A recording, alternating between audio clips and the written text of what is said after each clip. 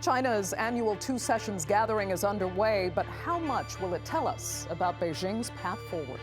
Most are looking for clarity on how the global economic powerhouse will maintain stability in the face of U.S. tariffs and challenging demographics. Though carefully choreographed, surprises do happen. So what could be in store for this year's Two Sessions? I'm Andrea Sankey, and this is the Newsmakers.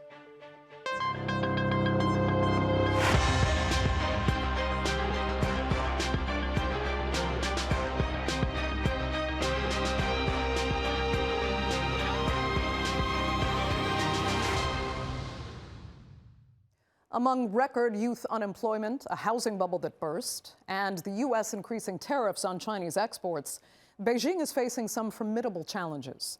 Cue the annual Two Sessions meetings, where observers are expecting leaders to not just address the economy and potential stimulus plans, but also policy on Taiwan, as well as the debate over demographics. With China now one of the world's two major economic powers, what comes out of this meeting matters, especially with the U.S. dramatically altering the global geopolitical landscape. Here's a look. Over the past year, amid increasing external pressures and growing internal challenges, China has faced a complex and severe situation. Thousands of delegates have gathered in Beijing this week for China's annual Two Sessions meetings. The top advisory body, the Chinese People's Political Consultative Conference, and its legislative branch, the National People's Congress, are holding simultaneous meetings to determine the country's future direction. The main targets for development this year are projected as follows: GDP growth of around 5%, surveyed urban unemployment rate of around 5.5%, over 12 million new urban jobs, consumer price index increase of around 2%, growth in personal income in step with economic growth. More jobs, more foreign investment, and more consumption. These are all to revive the economy, which is showing signs of weakness. The housing industry, one of the pillars of the Chinese economy, is in deep crisis. Unemployment is plaguing the youth. And with the state controlling the majority of investments, the private sector's role has remained subdued for years. Many have seen President Xi Jinping's recent meeting with tech entrepreneurs as a policy shift that could positively affect China's ambitions in electric vehicles, artificial intelligence, robotics, and the chip industry. We will unleash the creativity of the digital economy and continue to push forward AI+ programs. We will vigorously develop new generation intelligent terminals and smart manufacturing equipment. Internationally, China is trying to deal with pressure coming from the US. On Tuesday, President Donald Trump announced 10% additional tariffs on Chinese goods. Other countries have used tariffs against us for decades, and now it's our turn to start using them against those other countries. China says it will fight to the bitter end of any trade war and retaliated with its own restrictions and duties on US products. It's also greenlighting an increase in its budget deficit to the highest in 3 decades to counter the effects of the tariffs. But lawmakers in Beijing are touting the strength of the Chinese economy. We operate on the principle of reciprocity, striving for a friendly and cooperative environment. If we are working together for global development, we welcome it. But the Chinese nation is determined and resilient. No difficulty can stop us. Taiwan is another sticking point between Beijing and Washington. China has repeatedly made its intention to unify the island with the mainland clear, even by force. And Washington has previously said Beijing will be ready to invade Taiwan by 2027. On Wednesday, the Communist Party increased this year's defense budget by 7.2%. And Taiwan has sounded the alarm over China's increasing military activity around the island. Maintaining peace and stability in the Taiwan Strait and the Indo-Pacific region is the greatest consensus of the international community. As a member of the region, China in recent days has been unilaterally conducting threatening and harassing activities. The tightly choreographed event is aimed at showing China's stability and strength. Yet with growing domestic and global challenges, Beijing will want to prove that its grand plan is more than words and can bring greater prosperity to the country. Well, joining me now to talk further about China's path forward are from Beijing, Senior Fellow at the Taihe Institute, Einar Tangen. From Washington, Senior Fellow at the Institute for China-America Studies, Sourabh Gupta. And from Sheffield, UK, Senior Lecturer in Political Communications at Nottingham Trent University, Colin Alexander. Thanks all so much for being with me. Einar, you are in Beijing, so set the stage for us on what's really expected from the two sessions this year. Some argue it's too carefully choreographed, rather, to expect anything other than the course already laid out by President Xi. But given what's happened in the past few months in particular, not least with the United States, should expectations be different? Well, yeah, there's a fundamental misunderstanding of how Chinese government works. I mean, the millions of man hours that have been poured into creating these documents, these work reports. Yesterday, you had a work report from the CPPCC, that's the advisory body, and today you had it from the MPC. And what they have to do is they have to be very carefully choreographed in terms of reporting on everything they said they were going to do last year and giving an update on it. So today you have this kind of no drama, but very, very steadfast response. In terms of the work report, it was just very cut and dried, all the things that they want to do, and also making it very clear that China's just going to go ahead. It's not going to be swayed by the forces of the United States. It's not 8 years ago. Donald Trump is not facing a China of then. It is the China now, and is one that is prepared to weather the storms.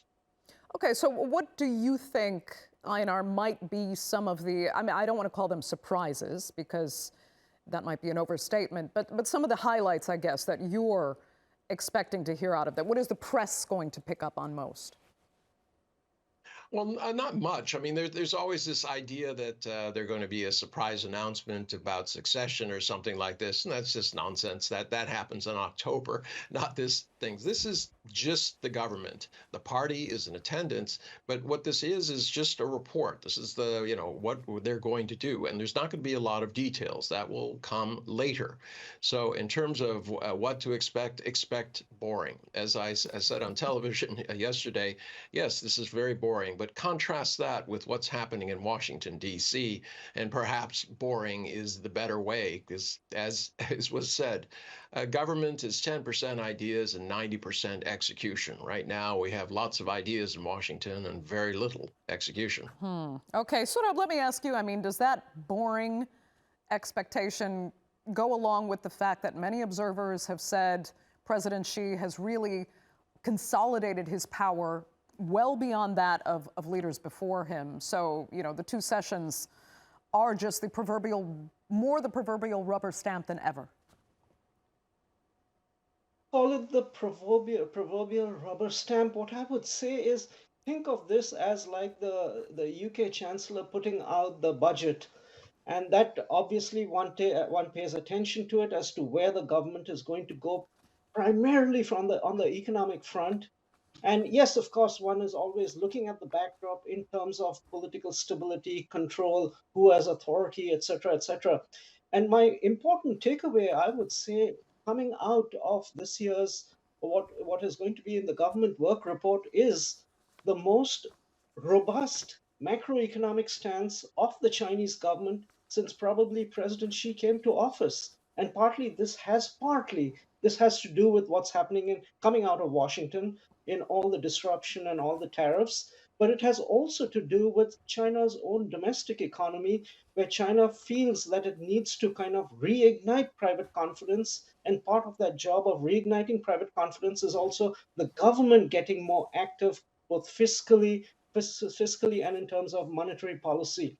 So yes, I wouldn't say so much boring as much as it's predictable, because this was kind of trialed and previewed at the Central Economic Work Commission meeting in December by the party leadership. So this is very much in where the Chinese government is thinking. But I think in terms of the sort of the economic footprint that will come out from this meeting, I think it assumes great importance and greater importance in the context of what is coming out from Washington. And so I think it will be welcome, and that would be the major headline going forward. So predictable, but still really all about the economy. Having said that, though, I mean, would you be surprised if there are any surprises if we look at last year? We know the annual premier's press conference was canceled somewhat spontaneously. That kind of shocked a lot of observers because that's just a ritual. And even that is somewhat choreographed, but it was actually taken off the table entirely. Would you expect that to happen again this year? Yeah, I might expect that to happen. You know what the the leadership is trying to present itself in a different way. And yes, things are choreographed, but not all what was done in the past is going to necessarily continue into the present. So from that perspective, I could well imagine the premier not having a long press conference or not having a press conference at all. But I would say the foreign minister, the special counselor, will certainly have his press conference because he outlines in that press conference the government's priorities for the year going forward from a foreign policy perspective. And I think that the press conference is very important because it gives a sense of where China is planning to place its weight and which relationships it is wanting to deepen in terms of its foreign policy approach. So remember, this is not just about economics.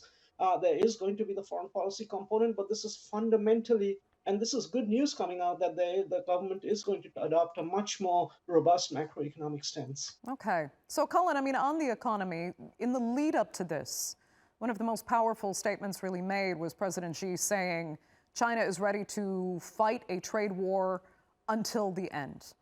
What do you make of that statement in itself as for the setup to the two sessions? I mean, does he have to say that to show strength, and what does it really mean?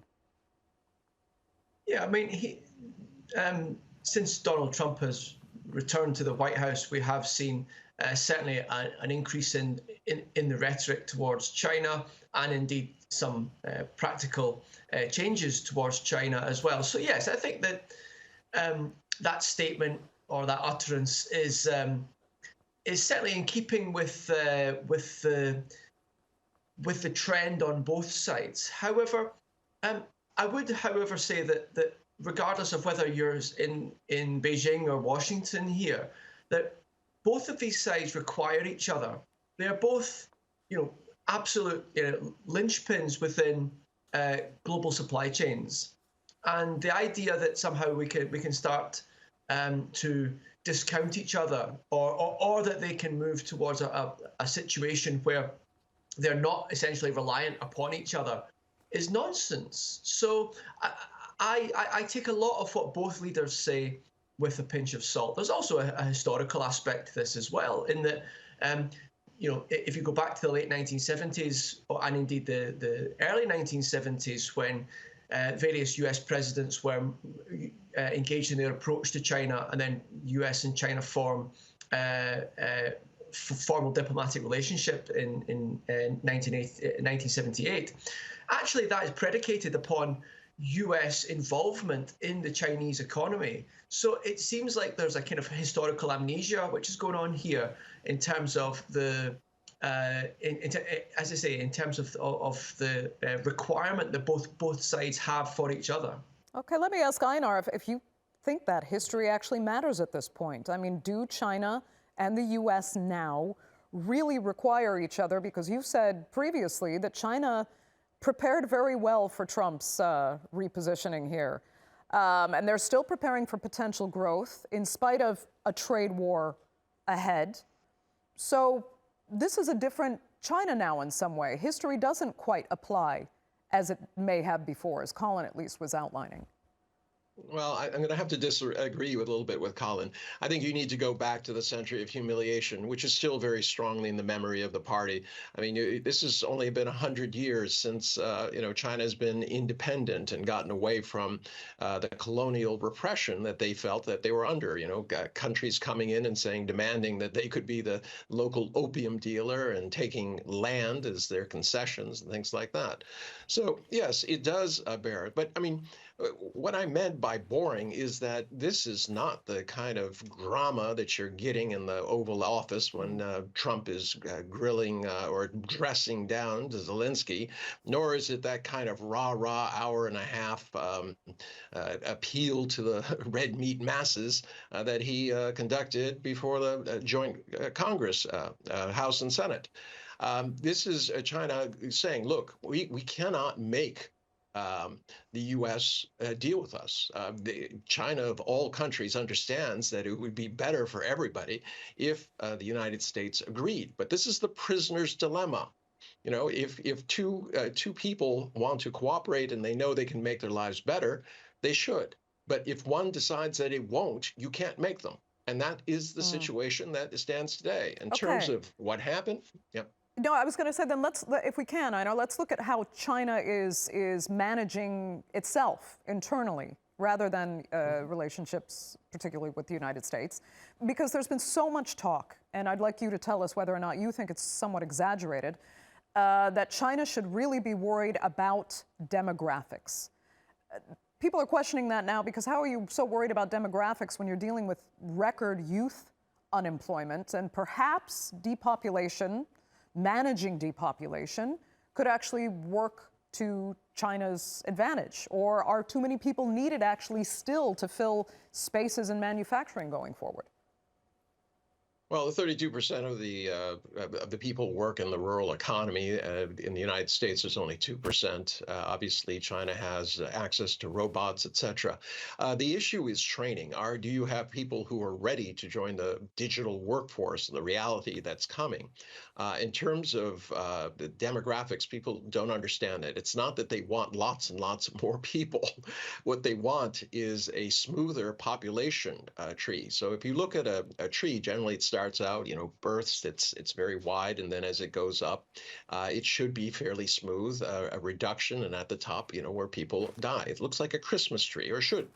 But China's, because of their past one-child policy, etc., it looks like a bunch of overhanging branches, and those branches are what is driving their concerns. They want to have a very steady population. It's just not numbers. So that's a misconception that people have. But in terms of China doing its business, it's very simple. They have issues with local government debt. They move to address that. They have issues with unemployment among college youth. They are addressing that. Basically, they went through all of the issues that they have, and they said, this is how we're going to handle them. And that's, there's no drama in that. And that's why I say it's boring in comparison to what's going on in the United States. But it's very, very effective. No one can argue that 5% isn't better than the U.S. at 2.6. And right now, we're facing a situation where, the U.S. is plunging the world towards a recession, if not a depression. And China is just saying, we're going to weather it. We'll do what we can. Donald Trump will be gone in 2 to 4 years. And at that point, hopefully, there's somebody who says, look, we need to work together, not apart. Okay, so Sourabh, while Trump is there, does China see what some call, the chaos he's creating as a potential opportunity to prove to the rest of the world, look, we're the predictable, reliable partner here. And also now, China has an opportunity to even fill the soft power void that Trump has created, for example, by cutting USAID to a huge extent. Yeah, if one looks at it from one perspective, those are opportunities, those are advantages for China. China is the predictable one. China is the one playing by global rules, wants to protect, preserve, and deepen the multilateral system. And so it obviously, there's a glow to it in terms of what China can obtain from that. But I would submit that China would, if you talk to a top leader in China, they would say, we would much prefer that the US was part of that system and that it was a constructive contributor to that system, which it has underwritten for so long. At the end of the day, China's most important national interest is its national modernization. And that national modernization goes on for 25 years more, even perhaps longer. And that requires a stable external environment. It does not require disruption. It has prospered in that stable multilateral system for the last 40 years. It would much prefer that it continued for 40 years more, with the US being very much center and part of that system. So I think that would be the preferred choice. But yes, I see the point that that if the US is the one going to playing the nasty actor, I mean, it'll obviously redound to China's benefit. But I think China has also learned the lesson from the first term of the Trump administration that yes, oh, Mr. Trump is going to hurt the multilateral system. He's going to hurt China, but he's also going to hurt the multilateral system. And at the end of the day, that's a relative gain for China. But it did not turn out that way during the first term, because the multilateral system perhaps is a little bit more robust, and U.S.-China relations are perhaps more fragile.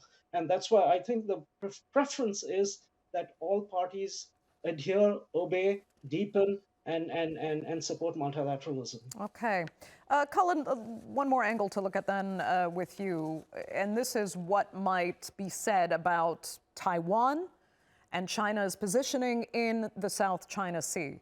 Also, today we heard Trump talk about Taiwan should have to pay more for U.S. security assistance. I mean, does that give China a psychological boost given what its policy is toward Taiwan? Well, I mean, at least Trump's been relatively consistent here with the message towards Ukraine. We remain to see how that message plays out with Israel in terms of its procurement of weapons, etc., for its conflict. But yes, I mean, I think that Trump's words towards Taiwan have been, I say, relatively consistent here. However, we should say that Taiwan's security is at very least legally protected under the Taiwan Relations Act of 1979. So there is a legal threshold, at least, that has to be overcome. Do you really believe Trump would respect that, though? No, not really. But I'm just saying that it exists, and it doesn't exist in other contexts. But the issue here is that Trump appears to be saying that essentially there is no such thing as a gift within international affairs. And you were mentioning US aid before. I mean, there's certainly an argument from sort of people studying foreign aid critically that, again, this doesn't come for free. This is not an act of international charity, which happens. And so Trump is in many ways recognizing this. Trump's kind of conceptualization of power is actually very, very simple. It comes down to strength and money. The idea, well, the opposing debate about power being that one should show sort of moral leadership. Trump might pay a little bit of penance towards that, but ultimately he's not particularly interested in it. In terms of your question, what it means for Taiwan, it certainly does mean that if there's an indication of US withdrawal of support, then that will interest China. I'm not really of the camp of saying that China's going to start, sort of storming the beaches of Taiwan, though, quite yet. I don't really see that it's in its interest to do this. Also, if we look at the process that Taiwan has gone through over the last 40 years of democratization and liberalization, that an act like that would come with enormous international consequences for China. And given that we're just talking about this kind of precariousness that China's in terms of growth, in terms of requirement to continue to get raw materials on the international market, that's not really going to happen. Okay. Then 1 minute, Einar, 1 minute, Sourabh, on what you think might be revealed, if anything, in the two sessions, re-Taiwan, re-the South China Sea. Einar, go ahead. There's nothing that's going to be revealed. I mean, if you want to get an understanding of it, there was a speech by Xi Jinping that was given over a year ago, and that was republished in the magazine Choushi, which is the official magazine of the Standing Committee. And it's basically saying, there's nothing has changed since then. China is prepared. The issue with Taiwan hasn't changed. If the U.S. wants to run off a cliff, China's not going to push it off. They'd prefer that they'd stay and try to do something. But Beijing doesn't rule Washington. Okay. Sourabh, final thoughts? Yeah, I completely agree with Einar. Actually, just I think 10 days before this two sessions, they had their annual Taiwan Affairs meeting, the party. And the message coming out was same, predictable. We are going to have a resolute position on that, but we are in no rush to get it done. But of course, all the various formulations with regard to its one China principle were laid out, and China will back it. So I don't foresee anything Okay, new. very quickly then, Sourabh, just what do you make of the fact that it was just announced that Taiwan will invest over $100 billion in chip production in the U.S., providing lots of U.S. jobs, and then Trump coming out and saying today, oh yeah, and you're going to have to pay more for your security. Is there a connection there? Oh, yeah, absolutely. There's a connection out there. This is, I mean, the US's allies and partners are coming to the US to tell Mr. President, look, this is what I can do for your domestic economy and essentially for your political priorities. Mr. Trump has been very, very clear. He wants American jobs, create jobs, American goods produced in America and which are consumed in America. He Okay. doesn't want those imported in. And Okay. this is the argument that one has to make to get one's security assured through the Americans. Okay, Sourabh, that will have to be the final word for this edition of the Newsmakers. I'd like to thank all three of my panelists so much for being with us, our viewers, of course, for joining us as well. Remember, you can follow us on social media, and do be sure to subscribe to our YouTube channel. I'm Andrea Sankey. We'll see you next time.